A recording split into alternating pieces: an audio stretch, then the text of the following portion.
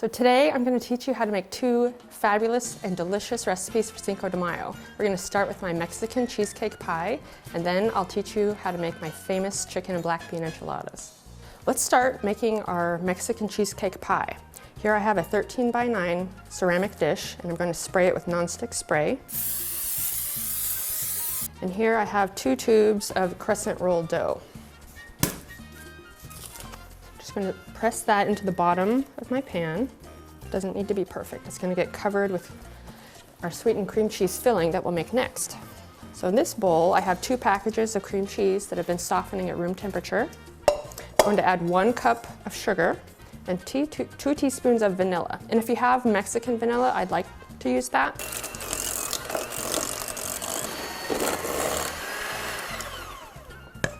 I'm scraping out our sweetened cream cheese filling on top of the first layer of crescent roll dough. And I'll take my spatula and just spread it into an even layer. This recipe is so fast, I've already got my oven preheated to 350 degrees. And you can also bake this in a foil pan if you're taking it to a potluck or a Cinco de Mayo party. I'm going to open the second tube of crescent roll dough. I just use my fingers to stretch it into the corners and make sure all of the cream cheese is covered. Doesn't need to be perfect.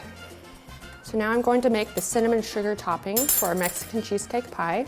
I have 1 stick of butter that's been softening at room temperature. I'm going to add 3/4 of a cup of white sugar and 1½ teaspoons of cinnamon. I'm going to blend this until it's kind of like a frosting look. Right now it's kind of chunky, but it'll smooth out in a second. What I'd like to do with this is use a big spoon and a smaller spoon and just scoop out little dollops over the top of it, and that'll make it a lot easier to spread, to cover the whole thing.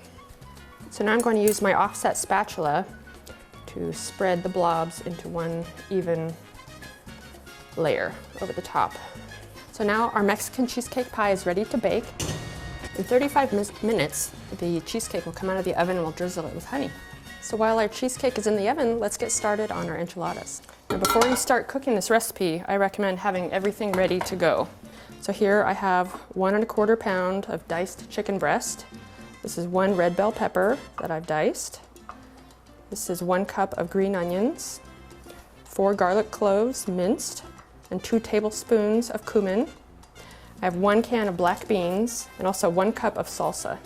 Here I have ½ pound of bacon that I've diced and cooked, and I like to leave the bacon fat in the pan because that's going to add a really nice smoky flavor to the enchiladas. And now that I've got that separated in the pan, I'm going to add 4 garlic cloves that I've minced, 1 red bell pepper, 2 tablespoons of cumin, 1 can of black beans, and I will not drain these. I like to add the brine because that adds salt and flavor to your dish, and it also helps make the sauce. And I'm going to add 1 cup of salsa. I'm going to turn up the heat and stir it really well and bring it to a boil.